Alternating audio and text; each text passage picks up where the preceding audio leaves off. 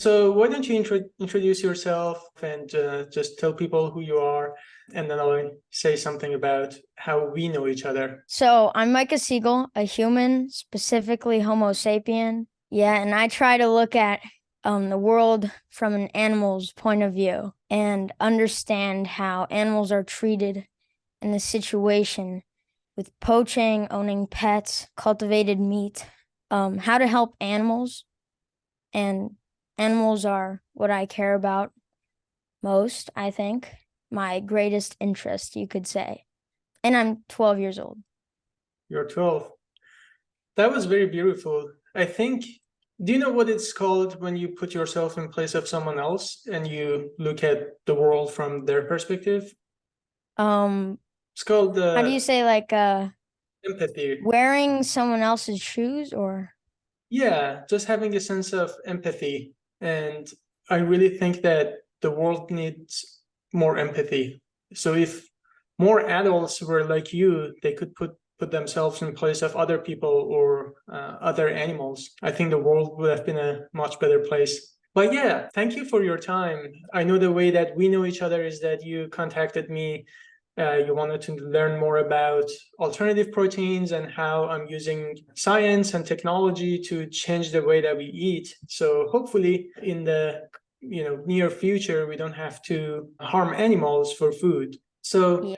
I was very impressed with your honesty, how genuine you were. Even things you just said, it just sounds like so poetic. I can't believe that you're just 12. So what got you interested in just helping animals? Well, I've seen a lot. I just care a lot about animals. I don't know, like some people it's like when you're born, you have like interests, right? And when you learn about things, and some people are really interested in music and they like the sound and they like how it feels when they play music well. And some people are really interested in exploring and adventuring. Some people are really interested in sports. And I don't think they choose that. That's just who they are. And so in my case, it's just who I am. I just love animals. Would you say most people love animals? I've talked to a lot of people, like in general, not specifically people who talk a lot about animals.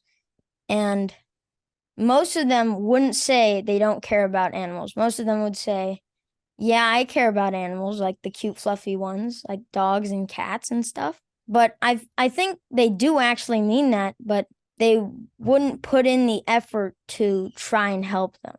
You made a really good point that a lot of times they care about the cute ones and fluffy ones. It's funny because one of my friends said what made him go vegan was the day he realized that cows are just giant, giant dogs. That's it. The day that he realized that animals that we eat are no, they're not that different than animals that we have for pets like cats and dogs. Yeah, and it is a different case if you ask someone if they like snakes or sharks, which are known for not looking fluffy and cute. I know some people who think sharks are very dangerous and snakes are venomous and all that, and they are scared of them. That's not, what, I won't go too deep into that, but they're not exactly cute and fluffy. They're more scary. So people, it's hard to raise awareness and help those animals. Yeah, for sure. If you go on the street and ask people if people like animals, if they love animals, most people say yes. Do you think it's possible to love animals and eat them too? I used to eat animals. Right now I'm vegetarian. I've been vegetarian for almost a year now. Just, I think, 2 months off. And before, I still loved animals a lot, but I didn't realize how much damage I was doing by eating animals. And also, just saying that you love animals and also eating them, it doesn't quite make sense sometimes if you just think about it twice. Yeah, that's actually what stopped me from eating animals first time.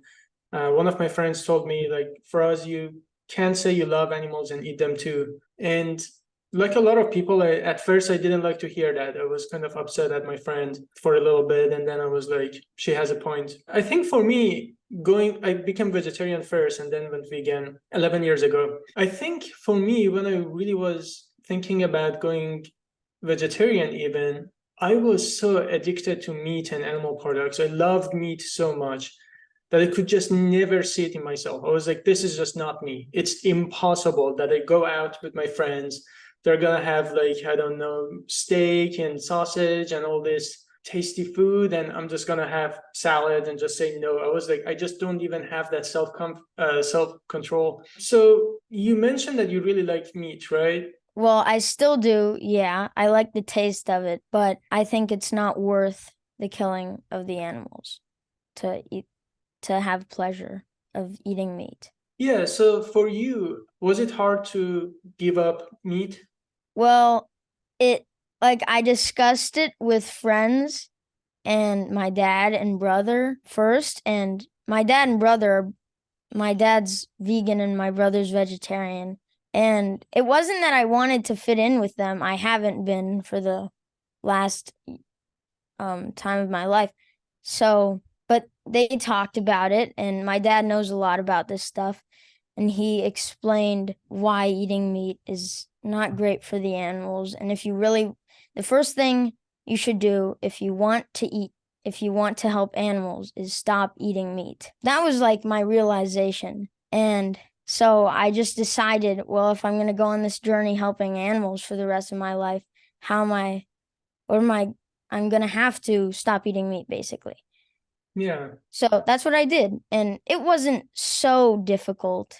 It was like my guts were saying, no, keep eating meat. It's so yummy and you can't let go and stuff. And the back of my head was saying, dude, you can't do that. You have to help animals, right? That's your goal. And so it just happened, and now it's natural. Now I don't eat meat. My dad says Steve Irwin ate meat and he helped animals a lot. So yeah, you can eat meat and also help animals a lot, but I think if you're going to start somewhere easy with helping animals, if you're a beginner, you should stop eating meat first. And then you can do your Steve Irwin expedition on helping animals, because that's much more difficult in my view. Yeah, a lot of times when I talk to people, I show them what happens to animals in, meat, egg, dairy industries, and I ask them how they feel about what's happening to animals. Sometimes they say, oh, I love meat and, we just have to do it. We have to eat meat. I say, that's not what I asked. How does that footage make you feel?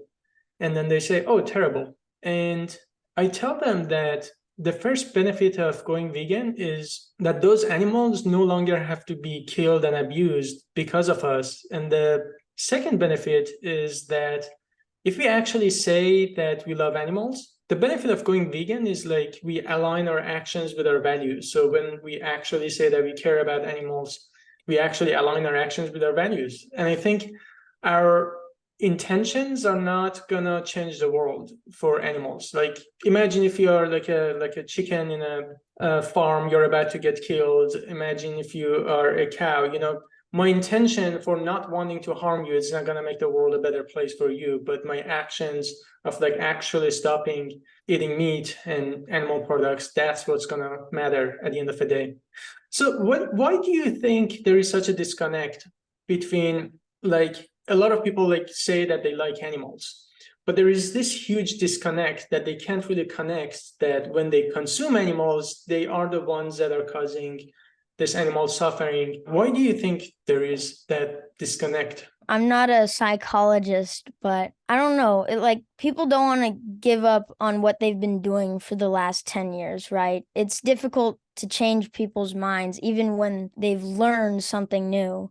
I mean, I don't really know the answer, but I do have some examples of other times when things like that can happen. Like people who want to have their teeth less dirty or less yellow, like I have, and more white and clean and better treated. They want their teeth to be better, but it's too annoying and difficult for them to brush their teeth every day and go to the dentist. And it does cost money to go to a dentist checkup and get braces on their teeth if they need. For some people, it comes naturally. They know they know they have to brush 2 times a day. They know they have to mouthwash, and some people have to do extra treatment. But some people, it's just much more difficult for them. Even though they know they want to do something, they just can't get to it. So if you go to a party, do you go to parties with your friends, birthday parties? Birthday parties, yeah, sure. So if you go to your friend's house and they prepare some food, but it's not vegetarian or it has meat or they haven't prepared something for you. Has it happened to you before? Because I've only been vegetarian for a year, that hasn't quite been the case, but sometimes in the more recent birthday parties, I ask my friends to make a vegetarian dish or something specific that I like. So I just tell them ahead of time I'm vegetarian. Most of my friends already know that, so they know to make vegetarian meals. That's good. So you don't find it particularly hard to be vegetarian. Not really. I also wanted to ask you, what is your favorite vegan food? Vegetarian food. Well, I still do eat eggs. Have I you make tried omelets with vegan food. What don't you eat when you're vegan? just includes basically egg and dairy. So example of that is like pasta, rice, beans, burritos, tacos, pretty much a lot of foods. Just, I mean, there is pizza, there is lasagna. My favorite food is lasagna. You just replace the cheese with vegan cheese. So I really like ice cream, but I know that has milk. I really like Vegan ice cream, donuts.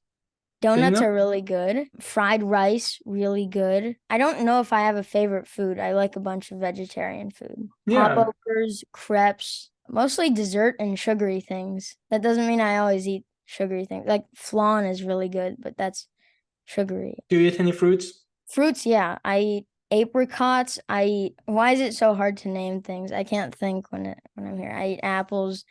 I used to eat bananas. I don't like them anymore. I don't know why. My taste buds changed. I eat a little bit of pears sometimes, Pineapple. peaches, nectarines, oranges, grapefruit, pineapple, watermelon, that stuff. It all just came out. So, Pineapple is my favorite. yeah. Pineapple is good. But I do get like tongue bumps from the acidity. Yeah, Mhm. sometimes. It has some kind of enzyme that does that. So you said you like ice cream, right? Yeah. Did you know there's a vegan ice cream? So it's like plant-based. Yeah, but I never tried it. And whenever you go to the ice cream truck, none of them are ever serving vegan ice cream. So it's like harder to find. Yeah, Ben and Jerry's, right? Well, like, The yeah, the brand. ice cream place, I think. Yeah. So if you go to stores, like Ben and Jerry has like a couple of different types of vegan ice cream. So they're like dairy free. So another question I had, what resources really help you to stop eating meat and think about not contributing to animal suffering by eating them? What kind of resources, movies, books, what kind of information, what helped you? So, what helped me stop eating meat? At the end of the day, after you spend, like, on my first few days, at the end of the first day of not eating meat, I felt like good, like, because I finished the day without eating any meat at all. That was like a big driver, I think, for becoming vegetarian, because, like, it's like an accomplishment. And I don't know, I just like, whenever I went to the grocery store, there's always like a meat aisle, and I just refused to get meat. And whenever I went to a restaurant, I just refused to buy meat. I was just like made myself disgusted with it, like still liking the smell and the taste, but when I look at it, I'm like, no, I don't want to buy that. I don't want to give money to the people that kill these animals. So, yeah, just that reminder in my head repeating. I love that you can see that. When you look at meat or when you go to grocery stores and you see in the meat aisle, you see all these body parts of animals. When you look at them, what do you see? Sometimes I like to imagine human flesh because I know humans they care a lot more about, like, I've seen on documentaries lions that hunt down impalas and stuff. And you do see some blood and carcasses. But for most people, that's not nearly as disgusting as seeing blood and carcasses of a human, right?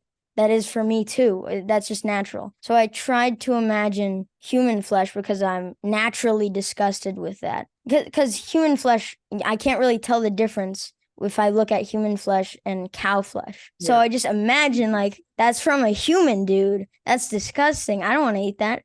And that helps too. Yeah, I think for me it's also very similar. I loved meat before going vegan, but what really changed is that the way that I look at meat. So if I look at meat right now, it's not, I don't see food anymore. What I see is like body parts of animals, and that's just not tasty. That doesn't look appetizing. So like when you're driving, you see like roadkills, right? Like do roadkills look appetizing? It just No, I looks like saw a baby dead bear once. It was very bad. yeah, so it just looks like a dead animal, and that's not appetizing. I think it's just that conditioning that Like uh, making it in the shape of a square or a sausage takes away the feeling of that being a living organism that has feelings. exactly. And the picture that they put on the package, have you seen that? Yeah, they're always like live animals that look happy and healthy, like a rooster or something. Yeah, it's always a happy animal, which is why I think it's important to, to show people the real face of, behind the scenes of industries that really exploit animals, because, sometimes they also like label it as like humanely raised. This was like from backyard or grass fed and all that. And there's still like a picture of a happy animal. And I'm like, no animal is happy. Who is happy when you're trying to just like cut their throat, right? Yeah, it's trickery. It's marketing. I don't know why it's legal. Yeah, it should be false advertisement, right? You mentioned lions. I want to talk about that. When you talk to people about like why we shouldn't be eating meat, they say, "Oh, but lions do that." So what do you say in response to that? So now I respond saying, so are the meat, the animals that lions kill, are those farmed and raised specifically their entire life in a cage to then be killed when they're nice and juicy? No, they live free lives roaming with their families generally and then get hunted by lions. And the lions don't farm them. It's completely different. Yeah, that's a great point. I've also seen like videos of wildlife where the lion hunts a deer or something, but then after they eat, they don't harm the rest of lions, the rest of deer. It's like the moment that it's not for just being hungry, they would not attack and harm other animals. And also, internet is full of predators that are taking care of almost their prey. Like you see like cats taking care of like ducklings. Have you seen those videos? I haven't, but I can imagine it in my head. Yeah. Yeah, or it's just like you don't even know how these animals like why they are not eating each other. It feels like sometimes they have more sense of like empathy than us. But I think another factor is that we do have an option, right? We go to a grocery store, the difference between vegan meat versus traditional meat, the difference between vegan ice cream and dairy ice cream, it's literally one fridge. So you just have to go from here to here, and that's all. And then I think we do have that sense of, I call it moral compass. That's like our capacity to say what's right, what's wrong. And lions don't have that. Lions don't go to grocery stores. Lions don't necessarily know what's right and what's wrong. And we shouldn't be justifying like what we do or that our actions based on what lions do. Well, lions have a little bit, I think, because they wouldn't just if a lion has kids, they wouldn't just immediately when they're born just kill them and eat them for meat. Like the only reason to have the cub is for more meat, and that doesn't even make sense because they're actually making the baby costs more food and calories than ending up eating the animal. And they know not to do that. They care about their family, right? Mhm. They're not just killers. They kill because they've evolved to eat meat, but it's all the ecosystem designed to work that way, and it works pretty well that way. Yeah, exactly. I think one of the best explanations is like if a lion doesn't eat meat, what happens? They probably starve to death and die. What happens if we don't eat meat? Nothing. Probably even better for our health. So when we are talking to people again about going vegan, another thing that people always say is, you don't understand, I just love meat so much. So the first thing they say is, I love meat so much, I can't be vegan or vegetarian. So what do you say to them? That's more difficult. You have to explain, you have to argue with them and really ask them, is the pleasure of eating meat worth more to you than helping animals and saving them and not paying people to farm them their whole lives and kill them? You really have to explain that to them. And generally, that doesn't even work. They decide maybe one day they're vegan, and then the next day they're like, you know what, I want to eat meat so badly. It's like sort of like an addiction. I don't know why. Yeah, I think the habit is a big part of it. And thinking about it as like an ethical problem, I think it's very strong.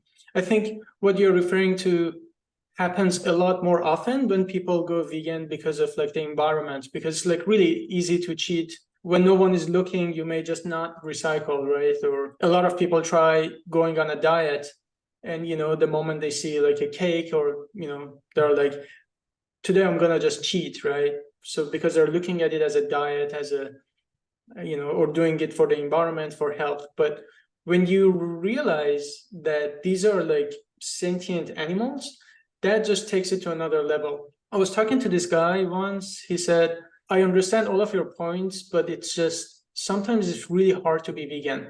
Like it's late at night and all the restaurants are closed, or there's no vegan food, and all I have in the freezer is just like animal products and meat.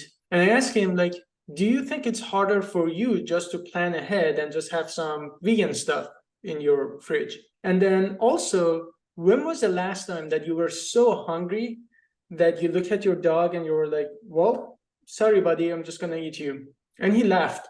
Because when you realize that these are sentient animals, when you make that connection, no matter how hungry you are, you would go you would go to bed hungry every single night, and you would not eat your dog because you know that that dog is not food. So I think when we just like change our perspective and look at animals as sentient beings that deserve to be protected from needless suffering and harm, then even when it's a little harder for us to be vegan, we always realize that it's harder for animals to lose their lives over a pizza topping or like a sandwich. I think you said that beautifully. It's just, is our pleasure worth more than like someone's life, right? It's also that when people buy meat, they need to know that just like buying pets, they're basically buying an animal and killing it. They're spending money to another part of it is that the animals that are farmed, they're owned by humans. They're not wild. They're not free. They're owned by humans and they're sold at prices, which is nuts to me. I'm sorry, I'm guilty. I own a pet. So I just feel like it's so horrible to put prices on animals. That's just crazy to me, even though I once did buy an animal, sadly. Yeah, I think that's okay. I mean, I think the important thing is that you realize that, and what's done is done. I mean, I was not vegan until like 11 years ago, meaning that for the most part of my time, for the most part of my life, I've been like paying for animals to be killed. And I think part of it is also just not being educated, right? So I think when you don't know better, you just don't do better. But I think the important part is when you know better, then you have to do better. And I think it sounds like you already know so much better than, in the past when you bought that pet. What pet is it? A dog? It's a bird. It's a bird? His name is Fruity. Rudy? And I Oh, do keep him safe. you said him to me. Yeah, wait, let me get him. So this is Fruity. I might have already shown you him once. Yeah. So He's cute. eating the microphone parts. He's so cute, dude. Look at him. I pet him and scratch him. And he likes to play around. And I know that he's happy since he's not plucking his feathers. That's the main thing. If he's plucking his feathers, that's a sign that they're unhappy. And he's very healthy. Look. What amazing colors. Yeah. So let me just there. That's my bird for you guys on Faraz's channel to see. Wants to come back to me. Oh no, he wants to go back on here. Come on. I'm gonna go put him back. So I saw on your channel that you talk a lot about wild animals and poaching and stuff like that. Tell me a little about that. It's I think more complicated than the farming animal stuff. I'm not an expert. I've just interviewed experts. So what exactly do you want me to explain? Like it sounds like you also care about like wild animals, right? Like wild animal protection and I guess like hunting. What do you think about hunting? When Okay, people so basically go out of their way with their, as a hobby, they go to like a forest and they just hunt animals. so that's more like what lions do. That's not farming. That's not like poaching either. That's so poaching is like it's a special animal and they want to get the animal to kill and then sell the specific part of the animal to people. And so hunting is, I think, a lot less bad than farming animals and a lot less bad than poaching animals as long as they're not killing animals that are endangered. Like deer, that a species that isn't endangered, or duck.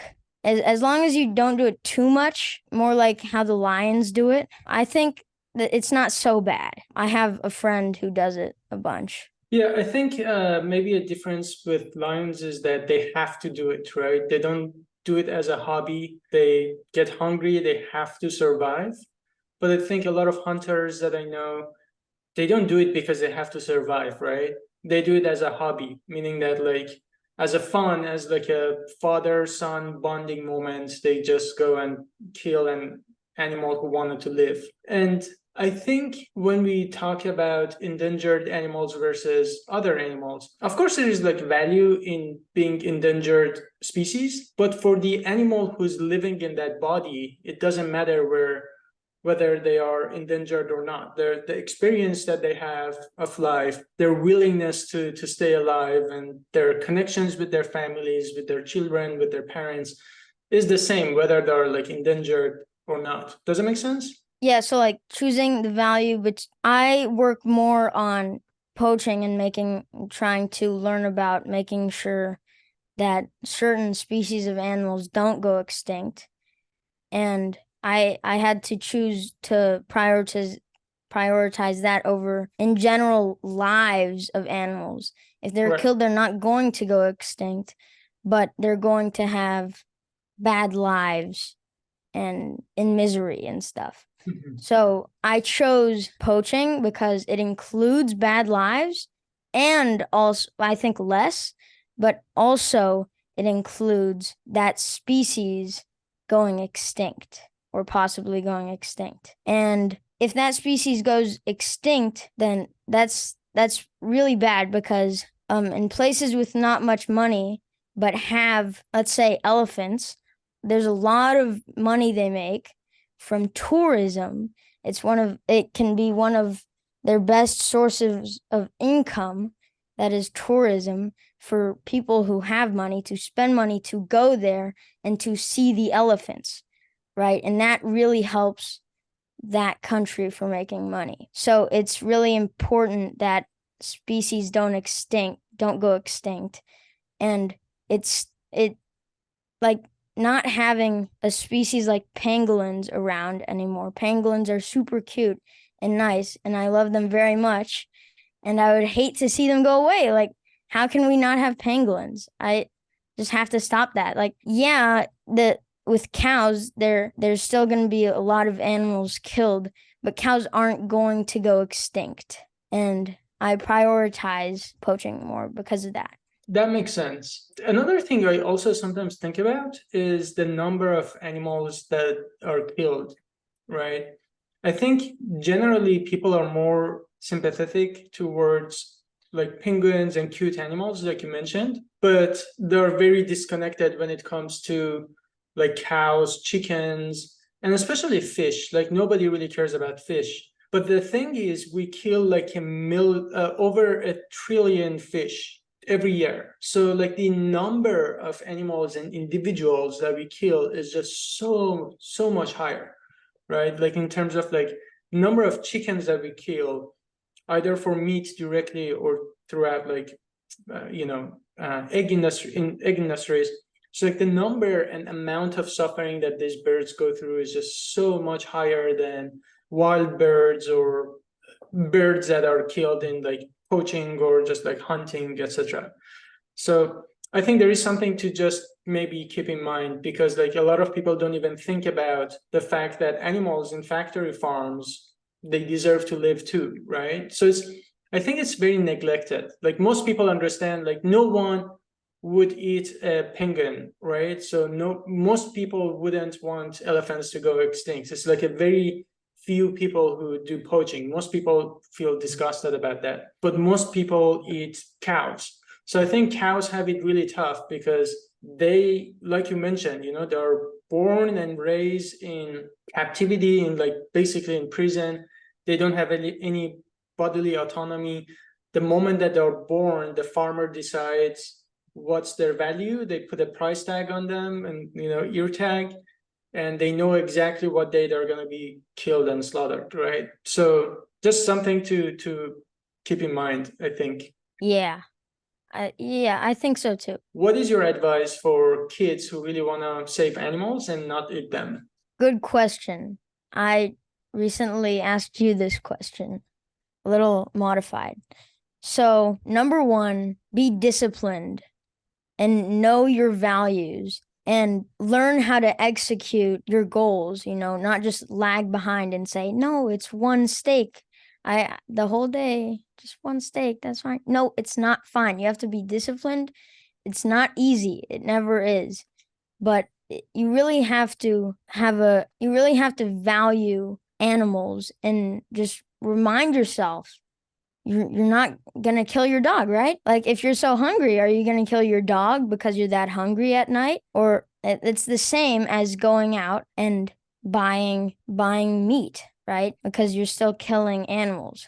Maybe it's not dog meat, maybe it's cow meat, but so just be disciplined, be smart, know your goals, know your values, and execute them the best you can. And don't be that person who says, but it's just one thing, it's just one steak.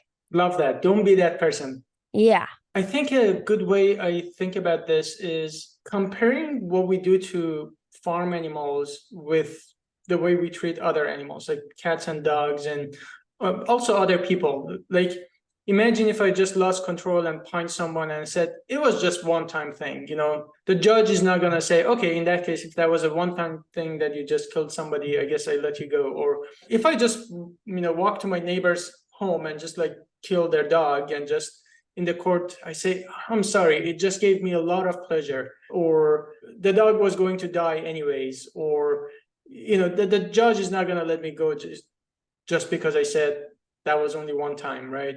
So when it comes to, I think, ethical things, every single time that we have a little meat or animal products, we become a part of the same dark cycle that does really terrible things to animals. So what do you want to do when you grow up? I don't exactly know. I'm just going, as soon as I get to the next step, I'm planning the next step. I'm not planning 5 steps ahead all the time. Like right now, I'm doing a podcast. If that works out, I don't know.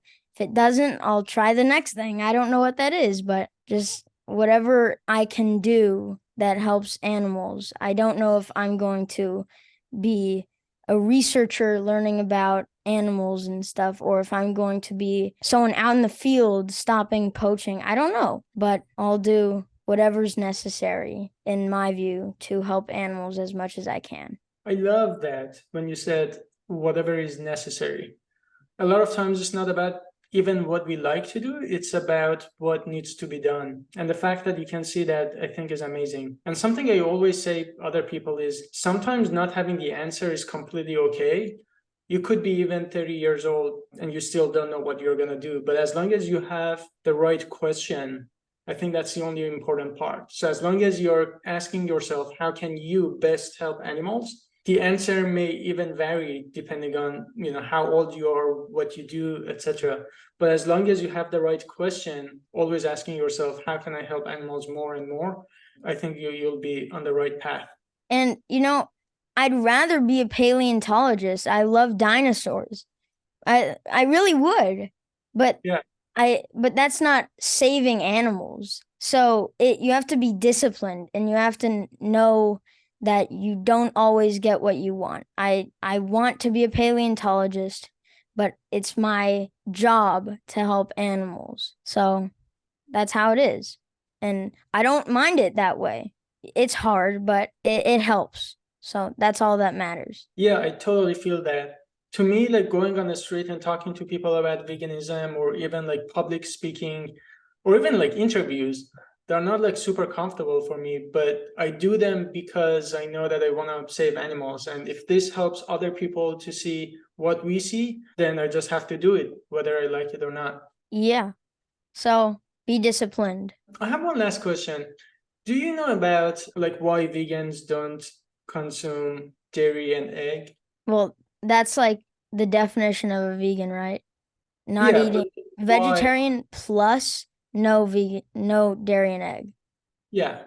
But do you know why? Because like when I went vegetarian first, I had no idea why eating milk and egg was bad. I was like, I thought there were just these extreme vegans who just don't eat anything and they only eat vegetables. And I was like, milk and egg don't harm animals. So I was very uneducated about it. So have you ever heard like why vegans don't eat dairy and eggs?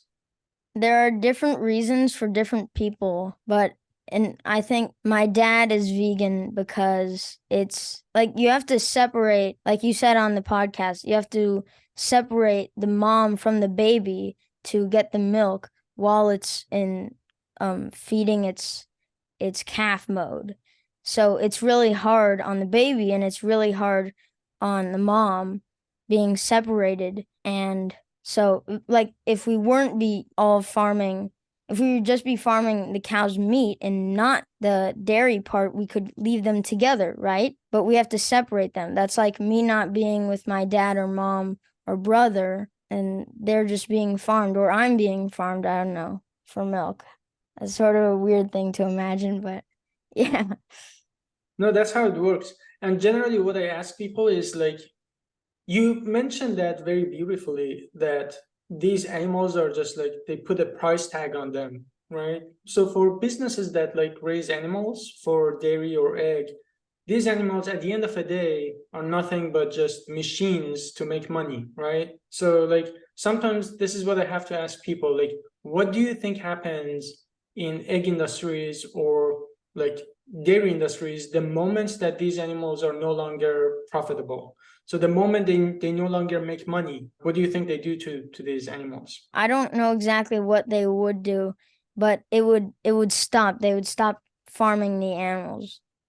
Like So my question is almost like, maybe they would just give up on the farms or something and just let them rot and die, that generation of animals and do other stuff, right? Not even let them go. idea, right? But in a factory farm or in a farm that the only way that they have a business is for the cow, for instance, to be kept pregnant and they can like milk the cow.